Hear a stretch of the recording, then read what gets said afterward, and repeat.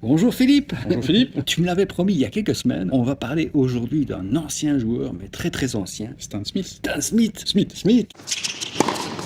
Jeu, 7 match. Mais tu m'as fait remarquer tout à l'heure que ce garçon, en termes de stratégie, Stan Smith a été sponsorisé par Adidas, aussi bien au niveau des vêtements, mais surtout au niveau des chaussures de tennis. Une célèbre chaussure qui porte toujours son nom et qui est revenue à la mode grâce à notre jeunesse actuelle. Moi-même, je me prends pour un jeune, j'ai une paire de Stan Smith, alors que je ne joue plus au tennis. Et tu m'as fait le rapprochement qu'il y avait un lien en fait avec la marque Benetton. Donc, Tout à fait. Adidas en fait choisit Stan Smith, qui est un joueur américain, alors qu'Adidas, son marché est plutôt européen et un marché allemand. Mais ils ont une particularité technique, c'est la première fois qu'ils arrivent à faire une chaussure de tennis en cuir qui est aussi souple qu'une chaussure en toile. Et auparavant, les joueurs préféraient les chaussures en toile, et c'est la première fois que la technologie permet de jouer avec une chaussure en cuir, et puis après elles sont toutes devenues en cuir. Mais c'était la première. Et tu me disais qu'il y avait un lien par rapport à Benetton.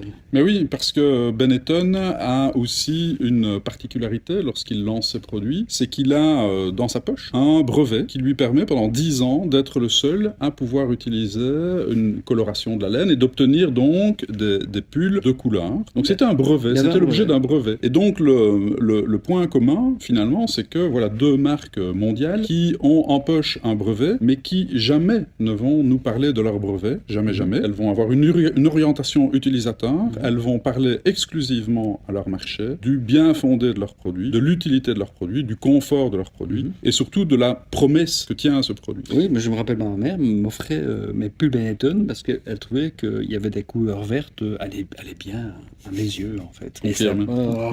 Donc c'est un petit peu une reformulation quelque part du postulat de Simon Sinek. Tu sais que je suis un grand fan de Simon Sinek. Son postulat autour du cercle d'or. Quelque part, cette volonté et cette démarche de parler exclusivement de la promesse et du bénéfice que va utiliser l'utilisateur du produit, parler uniquement de son bénéfice et non pas du comment, eh bien c'est une manière d'utiliser le principe de Simon Sinek, et je pense que ça fonctionne. Benetton, c'est bon, ils ont quand même été... Parce que tout le monde dit qu'ils sont devenus célèbres grâce à la F1, mais non, c'est tout l'inverse. C'est parce qu'ils ont vendu suffisamment de pulls et dégagé les marches pour s'offrir en fait une équipe de F1. Parce que ce qui allait devenir le champion des champions, Michael Schumacher, c'est une anecdote. Et dans le cas d'Adidas, là aussi, ils ne sont pas évertués à parler qu'ils avaient trouvé une chaussure géniale. Personne n'a parlé. Mais par contre, tout le monde voulait la chaussure de Stan Smith, qui était numéro 1 mondial à l'époque. Encore merci pour cette venue. Cadeau.